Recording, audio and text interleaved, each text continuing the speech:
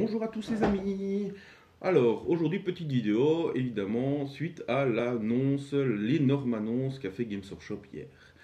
Donc voilà, j'avais envie de faire une petite vidéo, vous partageant mes impressions personnelles, mon avis personnel sur cette grande annonce. Alors pour ceux qui n'ont pas suivi, évidemment, la grande annonce était la nouvelle version de Warhammer 40 000.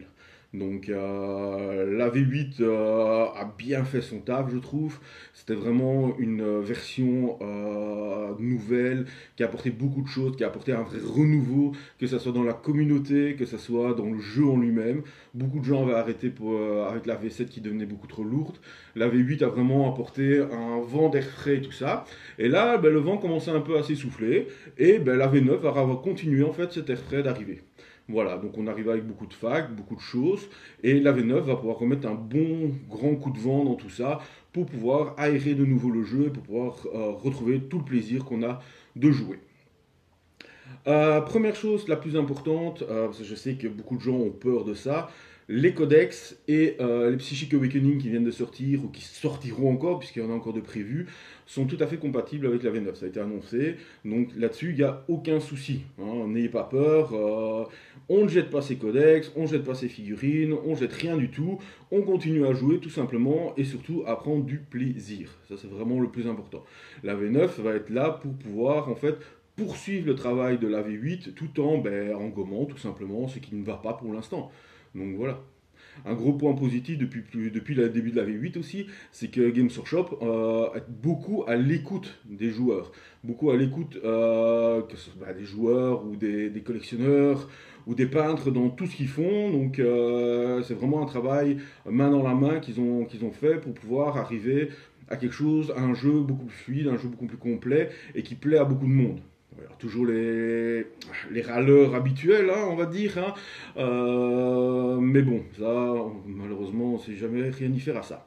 Donc, prenez du plaisir, jouez comme vous aimez jouer, et ça, c'est vraiment le principal.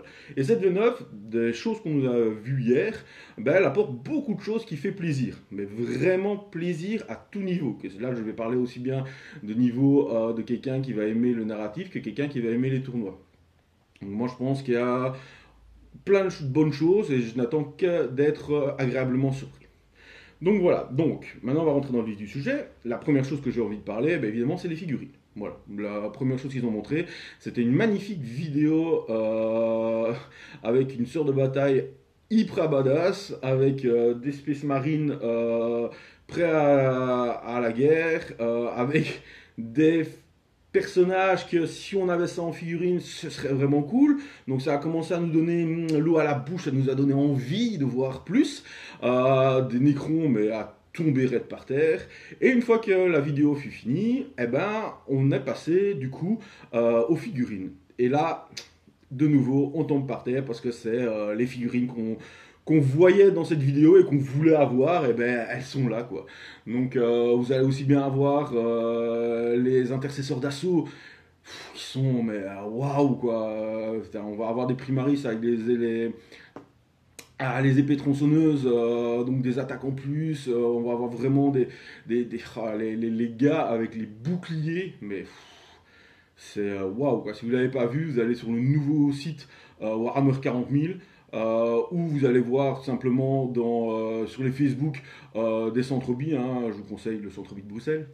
Petit instant promo. Mais voilà, on a posté toutes les photos. C'était vraiment, vraiment magnifique, quoi. Alors là, mon cœur, il bat la mal parce qu'entre les intercesseurs d'assaut, je me dis que je vais avoir une bonne troupe pour mes Space Wolves ou les mecs avec bouclier, mais qui font à 2000% Imperial Fist. Je ne sais pas. Mon cœur balance, attendons cette nouvelle boîte de base, j'ai hâte qu'elle arrive. Et c'est pas tout, parce que du coup, on est passé aussi du côté Nécron, et ils sont vraiment à tomber, quoi. Les nouveaux guerriers Nécron, ils ressemblent plus du tout aux petits guerriers Nécron qu'on avait avant. Donc les monoposes comme ceci, avec leurs tubes prêts pour faire de la tectonique, maintenant c'est fini, on va avoir des vrais Nécrons badass, on va avoir des robots avec Terminator, il en aurait peur, on va avoir des vraies armes, on va avoir des monstres. Alors je sais pas si dans la vidéo vous voyez à un moment un géant. Alors je sais pas si ce sera un Knight Necron, j'en sais rien du tout, mais s'ils peuvent faire des trucs comme ça, mais ça va tout simplement être vraiment, vraiment génial. D'ailleurs, à la fin du live, on a vu une toute petite vidéo avec le roi silencieux. Ça, ça titille, hein, le roi silencieux, petit instant historique, petit instant fluff. Pour ceux qui ne savent pas, c'est lui qui a passé un contrat avec l'Ectan pour rendre que son peuple ne meure pas, devienne immortel, et qui s'est fait flouer par l'Ectan. Donc là, ça veut dire que si lui revient, ça va vraiment pouvoir, je veux dire, là c'est vraiment de l'hypothèse pure, hein, mais si ça peut réunir du coup les dynasties Nécron sous un joug d'un seul roi, donc garder les dynasties pour avoir des règles différentes, pour pouvoir avoir du jeu différent, ça c'est génial, mais en même temps avoir un roi pour commander tout, ouah, les Nécrons vont enfin avoir une puissance qui mérite, parce qu'au final ça a toujours été un petit peu, je trouvais, même s'ils étaient forts en termes de jeu, mais à niveau historique, tout ça, il manquait quelque chose. Hein. Ils se réveillent, ils combattent, mais c'est tout. Et là, il y a vraiment un plus. Déjà, dans Psychic Awakening, il y a certaines choses qui sont arrivées, qui vont arriver pour les Nécrons, dans les règles, mais surtout dans l'historique. Et là, ça va rajouter vraiment quelque chose, ça va être vraiment, vraiment, vraiment intéressant. Donc voilà, donc là c'était pour les figurines, moi je suis vraiment hyper fan, mais hyper fan, je ne sais pas encore dans laquelle de mes armées je vais pouvoir les rajouter, est-ce que je vais commencer Nécron ça me tente bien. Je sais que mes collègues se titillent à fond sur les nouveaux Marines, donc je me dis que s'ils commencent tous les Marines, bah, je vais leur taper dessus avec des Nécrons. Pourquoi pas? Dédicace à vous. Alors, donc voilà. Maintenant, on va parler aussi des petites choses plus jeux hein, qu'ils ont été. Ils ont annoncé 9, donc il y en aura sûrement d'autres, hein, mais ils ont surtout annoncé 9 changements qu'il y aura dans Warhammer 40 000. Donc voilà, 9 axes de travail qu'ils ont fait par rapport au retour qu'on a eu. Et voilà, 9 choses qui vont changer dans Warhammer. Alors, comme j'ai mon petit cerveau, hein, j'ai quand même pris des notes. Vous les voyez pas d'ici, mais c'est pas grave. Donc voilà, donc n'ayez pas peur, je vais regarder de temps en temps sur mon carnet, évidemment. Alors, la première chose, c'est que... D'ailleurs, il y avait vraiment de chouettes petites images, hein, je vous conseille d'aller voir, c'était vraiment cool. Là, vous aviez 2 cadets de l'Astra Militarum, en fait, qui étaient supervisés par un sergent. Et en fait, il représentait le fait que la nouvelle V9, Games Workshop, a vraiment playtesté à fond le jeu. Donc en fait, ce qu'il faut savoir, c'est que Games Workshop s'investit de plus en plus auprès des joueurs et demande leur avis. Donc ils vont surtout du côté américain, mais c'est pas grave en fait, hein. C'est vraiment intéressant parce que du coup ils font vraiment tester ça. Ils font vraiment écoutez, voilà, on a pensé à ça, essayez, qu'est-ce qu'on peut au retour. Idem lors des facs, idem lors de tout ça en fait qu'il y a eu, c'est vraiment des choses qui viennent de joueurs pour voilà, améliorer. Alors évidemment on ne peut pas contenter tout le monde, hein. J'entends déjà les gens hurler ah ben oui mais moi j'ai toujours dit que ça, ils n'ont pas changé ça. Non, les gars, voilà, on est des millions à jouer à Warhammer, on ne peut pas être contenté tout le monde. Mais c'est vraiment intéressant parce qu'avant, ils ne faisaient pas ça. Maintenant, grâce aux ouvertures des Facebook à Warhammer TV sur Twitch, qui est vraiment très intéressant, à Games Workshop va sur les tournois comme le Nova et ainsi de suite. Donc il y a vraiment un partage. Et là, pour cette V9, ils ont testé, ils ont écouté ce que les joueurs ont eu à dire. Et voilà, donc ça c'est vraiment encourageant. Ça veut dire vraiment que voilà, on est écouté, on est entendu. Ils travaillent là-dessus, ils le font, voilà, et ça va apporter ses fruits. Et donc ça, c'est vraiment, vraiment, vraiment super intéressant. Il y a beaucoup d'écoute de leur part. Le deuxième point, un point qui, moi, me plaît beaucoup, c'est rejoindre la croisade. Et voilà. Donc, Warhammer 40 000, vous savez qu'il y a quand même plusieurs façons de les jouer. Vous avez le jeu libre ou qui était représenté par les points de puissance. Il y a un copain qui arrive, on fait une petite bataille, ouais, mais j'ai pas préparé de liste, c'est pas grave, on fait un point de puissance, 50 points, bim, bim, bim, et on joue. Voilà, on met ce qu'on veut, on joue, c'est marrant. Deuxième chose, il y avait le jeu narratif. Mais le jeu narratif, vous deviez tout faire. Voilà, c'est simple, vous deviez tout inventer. C'était juste, voilà, vous avez un système de campagne, voilà, débrouillez-vous. Ok.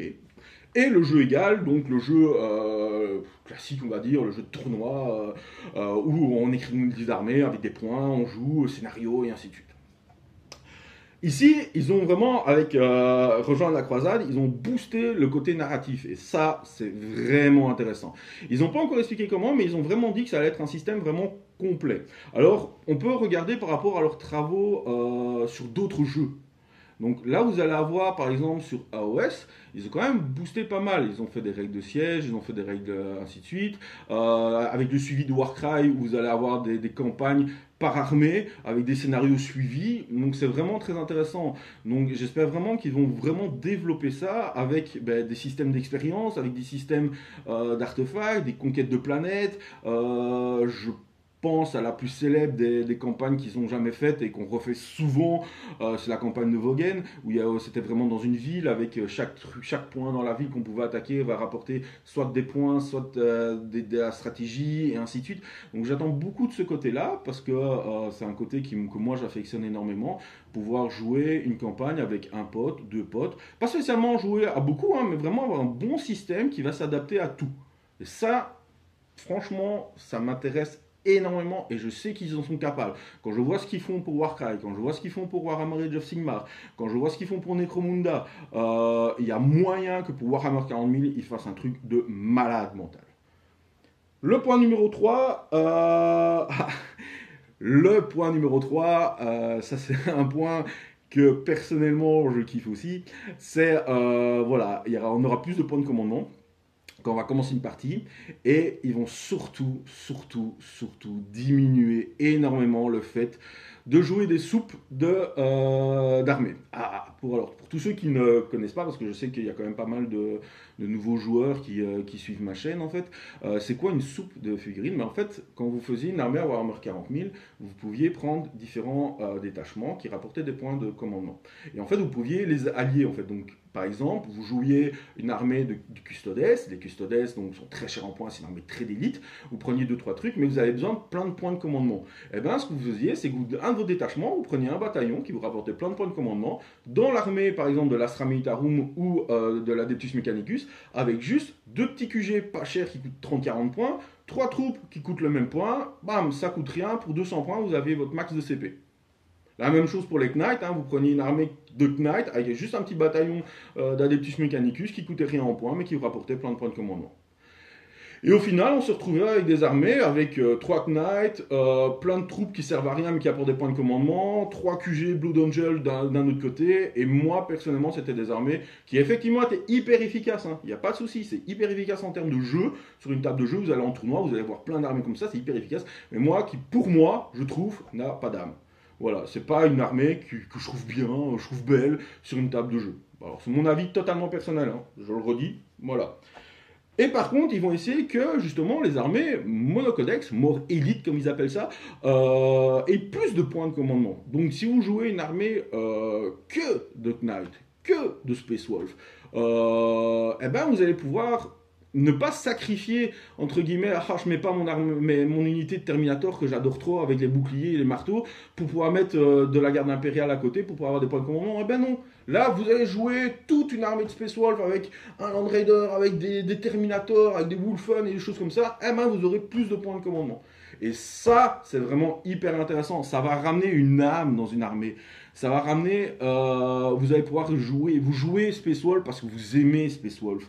Vous jouez pas, vous jouez de l'Astra parce que vous aimez l'Astra. Vous jouez pas de l'Astra, vous n'avez pas peint 32 Gus très vite parce qu'il vous fallait des points de commandement. Non, si vous décidez de peindre ces 32 Gus, c'est parce que vous allez le jouer dans l'Astra Militarum, c'est qu'ils ont un rôle dans votre armée.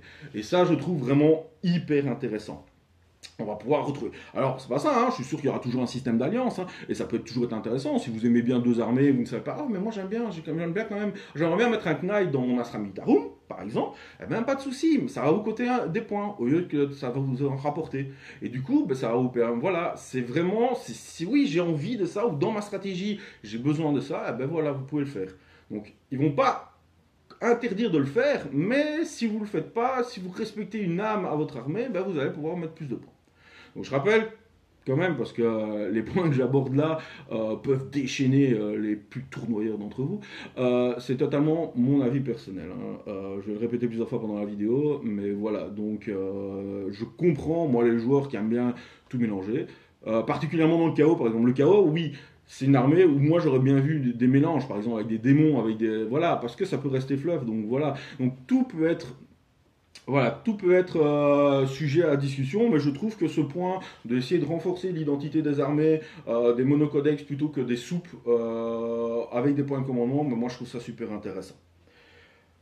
Le point numéro 4, alors là par contre c'est le meilleur pour moi. Je vais le dire souvent, j'ai l'impression que tout est meilleur, mais celui-là c'est vraiment le meilleur pour moi parce que comme pour ceux qui me connaissent et ceux qui ne me connaissent pas, je ferai bientôt une vidéo dès que je récupère l'armée. Mon armée principale pour le moment c'est l'Astra Militarum. J'ai vraiment flashé sur un schéma de couleur désert, donc au départ j'ai voulu faire une armée sur un thème et au final j'ai tellement kiffé le peindre et la jouer que je montais l'armée, que j'arrive à plus de 4000 points d'armée et que je compte continuer à faire, surtout avec ce point-là, c'est, voilà, les tanks vont pouvoir tirer au corps à corps. Merci, merci Games Workshop. Là, je vais faire une petite dédicace à mon ami Liam. Je sais pas si tu regardes mes vidéos, Liam, mais ça va être une petite dédicace pour toi.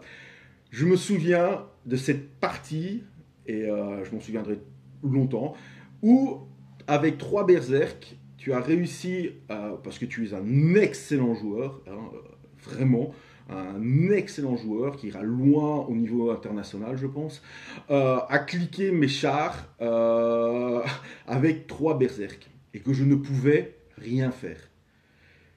C'est hyper frustrant. Tu as un Lehman russe, tu as une Wyvern et j'avais, je pense, un Elun cliqué par des berserk de cornes et je ne peux rien faire. Alors oui, dans la partie a fait que je ne pouvais pas bouger, des choses comme ça, pas de souci, mais le fait est que je vais pouvoir tirer maintenant, ou même mon Elon que tu avais entouré de gars qui ne pouvaient pas me blesser, mais je ne pouvais pas m'échapper. Et donc, tu te retrouvais avec 10 cultistes qui bloquaient mon tank et je savais rien faire. Et en plus, tu prenais l'objet. Et là, je vais pouvoir tirer. On refait cette partie dès que la V9 est là, s'il te plaît. Voilà. Je trouve ça super intéressant. Voilà. En termes de jeu, on va pouvoir revoir ceci. Alors ça, c'est un Land Raider, pour les plus jeunes d'entre vous. Un Land Raider Redeemer, donc qui tire des flammes. Il faut qu'il avance pour qu'il tire des flammes. Mais s'il avance, il se fait entourer. Et s'il se fait entourer, eh ben, il fait plus rien. Voilà.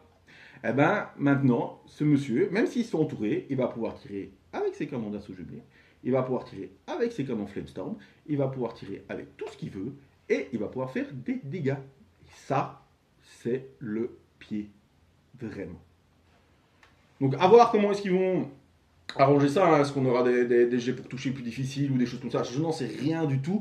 Mais ne fût-ce que cette annonce, pour moi, joueur d'Astra Militarum, surtout d'Astra Militarum qui aime bien avancer avec des Elon ou des choses comme ça, c'est un vrai bonheur. Bah, vous voyez son visage, je ne peux pas m'empêcher de sourire à cette nouvelle-là. Alors, le 5, c'est les décors vont avoir plus d'impact sur le jeu. Ça peut être aussi très intéressant. Alors, ils annoncent, là en contrario, ben, ça va être plus difficile pour moi, donc, mais comme vous voyez au point 4 par exemple, les tanks vont pouvoir tirer ces unités quand ils sont engagés au corps à corps. Vous me dites, ouais, bah, à quoi ça sert de faire des armées corps à corps maintenant? En plus, ils peuvent se faire tirer et le temps qu'ils arrivent et quand ils sont corps à corps, ben, ça sert à rien, hop, on va tous se mettre à une armée de tir, pan pan pan, et c'est fini. Eh ben, par exemple, le numéro 5 en fait, va aider les armées de corps à corps parce qu'ils ont annoncé qu'ils trouvaient que les décors n'avaient pas assez d'impact en termes de jeu. Ici, les décors vont avoir plus d'impact. Ils vont permettre, après ce qu'ils ont dit, ils vont permettre aux unités d'aller de corps à corps, de pouvoir arriver de façon beaucoup plus safe, de beaucoup plus en français, oui, safe quoi. Je sais pas. Pas grave. De pouvoir arriver au corps à corps de façon plus sécuritaire. Voilà. Donc, ça peut être intéressant. Maintenant, comment est-ce qu'ils vont agir ça? Est-ce qu'ils vont utiliser des règles, par exemple, qui sont utilisées en tournoi, avec, par exemple, si vous jouez des ruines ou des choses comme ça, les rez-de-chaussée sont considérés comme bloquants? Je ne pense pas, je ne sais pas, peut-être. J'en sais rien du tout. Est-ce qu'ils vont utiliser des systèmes comme AOS, par exemple, où certains décors vont avoir des spécificités? Donc, par exemple, à AOS, vous avez des décors qui peuvent être magiques, hein, donc avec des roches volcaniques, avec des temples guérisseurs, avec des forêts luxuriantes, des décors luxuriants qui bloquent des lignes de vue, tout ça. ça, peut-être qu'ils vont adapter un système comme ça pour Warhammer 40 000, pourquoi pas, ça peut être très intéressant aussi. Donc voilà, moi j'attends pas mal de ce point-là, surtout que quand on joue par exemple au centre B, on a vraiment fait des grandes tables, bien chargées, on s'est vraiment lâché sur les décors, et c'est vrai que ben, ça va être intéressant si on va pouvoir jouer avec ces tables avec plein de décors. Moi j'ai vraiment envie, quoi. On s'est vraiment lâché sur ces tables en niveau peinture, en niveau conversion, en niveau tout ça, et le fait qu'on va pouvoir utiliser à fond les décors, ben, ça va être super intéressant en termes de jeu. Donc je suis assez content là-dessus aussi, c'est vraiment super intéressant. Alors, le 6, alors ça c'est pas mal.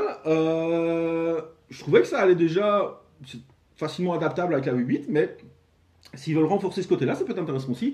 En fait, on va pouvoir avoir des systèmes de jeu qui vont s'adapter en fait à tout format. Donc ça peut être super chouette. Avec aussi bien que vous jouiez avec un Star Collecting par exemple, qu'une armée à 10 000 points, ben, vous allez avoir le système de jeu qui va s'adapter à votre format. Donc ça c'est vraiment cool. Moi j'aime bien. À voir comment est-ce qu'ils vont l'instaurer, je ne sais pas du tout. Donc déjà, ils vont instaurer peut-être un système de temps, un système de table, donc 1,20 m ou 1,80 m ou des choses comme ça, je ne sais pas vraiment comment ils vont faire. Est-ce qu'ils vont mettre un peu comme dans les Battletome Age of Sigmar, où vous avez le Pass to Glory qui permet de monter vos armées unité par unité, et ainsi de suite, avec des petites parties, avec des petites règles et tout ça, ça peut être intéressant. Je demande à voir, déjà c'était intéressant, on pouvait le faire, donc, mais sans spécialement changer les règles. Ici, si ils adaptent en fait des choses, ben, ça peut être intéressant pour tout joueur en fait. Ça veut dire que vous n'êtes pas obligé d'avoir 2000 points directement pour pouvoir faire de belles parties. Là, c'est vraiment, vraiment chouette, quoi. Donc, on va passer au numéro 7. Alors, là, c'est peut-être le point où moi, je vais avoir, à cause de mauvaises expériences dans le passé, plus difficile et plus attentif à ce qu'ils vont faire plutôt. Pas plus difficile, parce que ça peut être super intéressant. Surtout que de nouveau avec mon Astra, ça va pouvoir peut-être être quelque chose d'intéressant dans mon Astra. Mais j'attends de voir comment ils vont gérer ça. C'est en fait les réserves vont être plus faciles et vont avoir plus de micro-gestion avec ça. Alors comment est-ce qu'ils vont faire? Ça je ne sais pas du tout. Je n'ai aucune idée en fait. Alors ouais, j'ai vu des gens parler, ouais, ce serait bien qu'ils remettent l'attaque de flanc, l'attaque par le dos et ainsi de suite. Alors oui et non. Alors oui, ça peut être intéressant. Si c'est bien fait, ça peut être intéressant. Malheureusement, moi je me souviens qu'en V7, il y a eu beaucoup d'abus là-dessus. Il y avait vraiment beaucoup d'abus. Et je me souviens avoir perdu des parties juste parce que mon adversaire ne mettait rien sur table et venait avec tous ses tyrannides grâce à des jets de dés en fait, où on lançait un dé, on faisait le flanc, l'arrière et ainsi de suite. Et il arrivait avec son coup de chance, avec toute son armée qui est arrivée dans mon dos et m'a chargé et voilà quoi. Donc je pense pas qu'ils refont ça.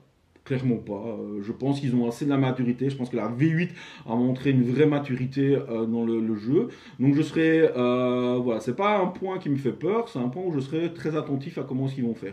Voilà. Maintenant, je le dis, hein, mon Astra, si je peux faire venir mes sentinelles, des Elune ou mes Ogryn par le flanc, par le dos ou ainsi de suite, ça peut être super chouette. Ça peut être très intéressant aussi. Vraiment montrer en fait que la bataille ne se passe pas que sur la table de jeu en fait. Ça, c'est ça qui est intéressant. C'est que la bataille, c'est pas que la table de jeu. La table de jeu, c'est pas le monde plat et qu'une fois que vous le passez, c'est pas vous tombez, il n'y a rien d'autre en fait. Non, la bataille qu'on joue, c'est une bataille d'une guerre à plus grande échelle. Et donc ça permet vraiment de montrer que il y a des renforts qui peuvent venir de partout. Ça peut être intéressant, ça peut être très très chouette, mais je serai attentif à comment est-ce qu'ils vont tourner ça. Voilà. Bien que je ne sois pas euphorique à chaque point. Alors, le point numéro 8, les petits messieurs comme ça, vous voyez les petits messieurs comme ça, ou les Benblade, je sais pas encore de Benblade, malheureusement. Ben, en fait, ils ont des grosses armes de blast. Voilà, des grosses armes de blast. Et il a été annoncé que ces armes de blast feraient beaucoup plus de dégâts sur de l'infanterie. Donc on va vraiment avoir des bons tueurs d'infanterie avec des grosses armes de blast. Alors, je prie tous les dieux du chaos, oui, parce que ouais, je prie l'empereur Dieu aussi, hein, les man russes, si tu m'entends. Non, je ne suis pas hérétique. Donc, je prie tous les dieux en fait, qui n'est pas, je ne pense pas qu'ils le feront, clairement pas. hein. Pas de retour des gabarits. Non, pas de gabarits, s'il vous plaît. Les gabarits, et j'en vois parfois sur les... Hier, j'en ai vu dans les chats, oh les gabarits vont revenir, oh ce serait génial. Non, non et non, les gabarits ne reviennent pas, s'il vous plaît. Les gabarits, c'était la chose où on mettait le gabarit, les joueurs n'étaient jamais d'accord, on devait lancer des dés pour se mettre d'accord, ça créait des disputes, ça créait plein de choses. Non, pas de gabarit. Par contre, du coup, comment est-ce qu'ils vont pouvoir gérer? Je ne sais pas. Peut-être que les armes à blast feront des D6 touches supplémentaires contre de l'infanterie. Par exemple, si ça fait, je sais pas moi, le canon ici fait un D6 tir de force 8, peut-être que sur une unité de type infanterie, elle fera 2 D6 tirs. Je ne sais pas.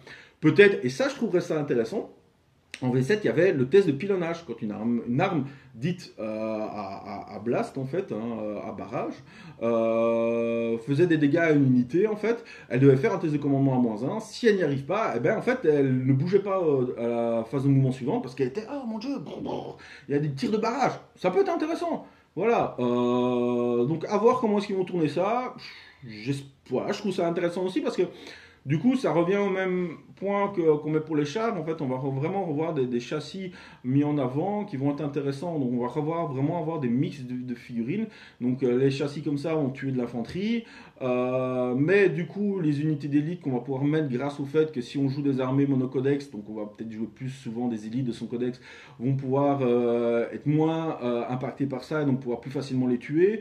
Voilà, est-ce que vous allez tirer sur les 5 Terminators avec leur marteau tonnerre et leur bouclier qui s'apprêtent à vous charger? Ou est-ce que vous allez tirer sur les 20, je sais pas moi, 20 chasseurs gris qui s'apprêtent à tirer? Je sais pas, donc ça, c'est pas mal. Ça. On voit déjà en fait à travers les 9 points, bon les 8 parce que le 9e arrive après, on voit déjà en fait qu'il y a un lien entre tout et qu'on voit qu'on peut facilement voir que ça commence à s'équilibrer aussi. Et je trouve ça super cool. Le dernier point, et c'est un bon point, c'est la liberté pour les avions. Voilà, je trouvais personnellement, donc de nouveau, hein, avis personnel, bête qu'un avion ne puisse aller que en angle droit, il fait des équerres, que s'il n'arrive pas à se poser parce qu'il y a 10 payons par terre, alors qu'il ne se pose pas, puisqu'il vole, voilà, bon, on ne savait pas mettre de socle, donc du coup il devait continuer, et puis si l'autre faisait bien un cordon, ben, vous sortez de la table, et si vous sortez de la table, vous le savez, la terre est plate, vous tombez et vous mourrez. C'est quand même pas très logique. Donc voilà, donc ici, est-ce qu'ils vont revenir au fait que l'avion peut voler n'importe où? Donc pas spécialement en angle de 90 degrés, je sais pas. Est-ce que s'il ressort, est-ce qu'il pourra re-rentrer peut-être par le même point le tour suivant? Ça peut être intéressant aussi. Donc voilà, on ne sait pas vraiment comment est-ce qu'ils vont avancer ça. Donc en fait, on ne sait pas grand-chose, hein, puisque à part les points qu'ils ont annoncés, voilà, on est encore dans le flou. Mais je trouve ça plus intéressant. On va peut-être revoir d'autres avions que toujours les mêmes avions. Puisqu'au final, on voyait que les avions Eldar. Puisque eux, ils pouvaient le faire avant et après. Donc voilà, peut-être que ça peut être intéressant. Moi, j'aime bien. Donc c'est cool. Donc voilà, c'était plus ou moins les 9 points. Donc je vais arriver à ma conclusion. Ma conclusion est que la V9 me tente beaucoup. Voilà. J'avoue que depuis quelques temps, 40K me hype beaucoup moins. Donc j'aime toujours bien l'historique, j'aime toujours bien lire les romans, j'aime toujours tout. D'ailleurs, pour les romans, petit aparté, il y aura une nouvelle série de romans qui va accompagner justement la V9, qui va être écrite par ceux qui ont fait The Beast Arise and The Horus Heresy.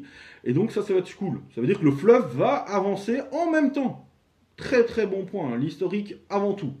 Donc voilà, donc je reviens. Donc j'aimais beaucoup collectionner depuis quelques temps. Je collectionnais mon Astra Militarum. Je jouais très rarement. Je jouais vraiment assez souvent contre les mêmes personnes parce que c'est des personnes avec qui j'aimais bien jouer, qui avaient plus ou moins la même vision que moi. Hein. Je pense à toi, Chris. C'était vraiment cool. Je pense que cette V9 là, en tout cas de ce que j'ai vu, me hype pas mal, me donne même envie de réfléchir à une nouvelle armée. Pour le moment, je pense plutôt agrandir encore mon Astra. Hein, j'aimerais bien arriver à 10 000 points. Mais en tout cas, voilà, la V9 me tente énormément. Les figurines me tentent énormément. C'est vraiment bien. Hâte de voir ce qui va en passer. Voilà. Donc, n'hésitez pas à me donner votre avis dans les commentaires. Moi, ça m'intéresse aussi, hein. Donc on évite évidemment les râleries pour rien en fait, hein. On donne des avis constructifs, qu'ils soient négatifs ou positifs. Il n'y a pas de souci, hein. J'ai aucun souci avec les avis négatifs tant que c'est argumenté, tant qu'on peut avoir une discussion après. Si c'est juste dire j'aime pas parce que j'aime pas, les gars, voilà. Donc voilà, si vous avez aimé la vidéo, ben, n'oubliez pas le petit pouce bleu, de vous abonner et de partager la vidéo.